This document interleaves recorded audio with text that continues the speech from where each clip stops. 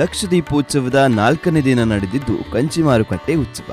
ದೇಗುಲದ ಪ್ರಾಂಗಣದಲ್ಲಿ ಸುತ್ತು ಮುಗಿಸಿದ ಮಂಜುನಾಥ ಸ್ವಾಮಿಯ ಉತ್ಸವ ಮೂರ್ತಿ ಹೊರಬಂದು ಬೆಳ್ಳಿಯ ನಂದಿಯ ಲಾಲಕ್ಕಿಯಲ್ಲಿ ವಿರಾಜಮಾನವಾಯಿತು.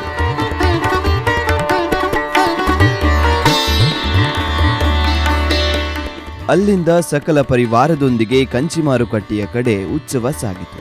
ದೇಗುಲದಿಂದ ತಾಳಮದ್ದಳೆಯ ನಾದದೊಂದಿಗೆ ದೇವಸ್ಥಾನದ ಆನೆಗಳಾದ ಲಕ್ಷ್ಮಿ ಮತ್ತು ಶಿವಾನಿ ಮೆರವಣಿಗೆಯಲ್ಲಿ ಮುಂದೆ ಮುಂದೆ ಹೆಜ್ಜೆಯನ್ನ ಹಾಕುತ್ತಾ ಉತ್ಸವದ ಕಳೆ ಹೆಚ್ಚಿಸಿದ್ರು.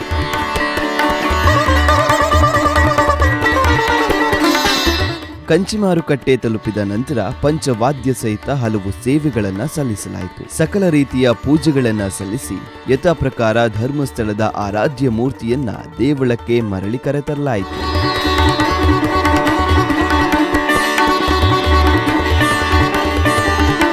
ಅಲ್ಲಿ ಮಂಜುನಾಥನ ನಾಮ ಜಪಿಸುತ್ತಾ ಬೆಳ್ಳಿ ರಥೋತ್ಸವ ಸೇವೆ ಸಮರ್ಪಿಸಲಾಯಿತು.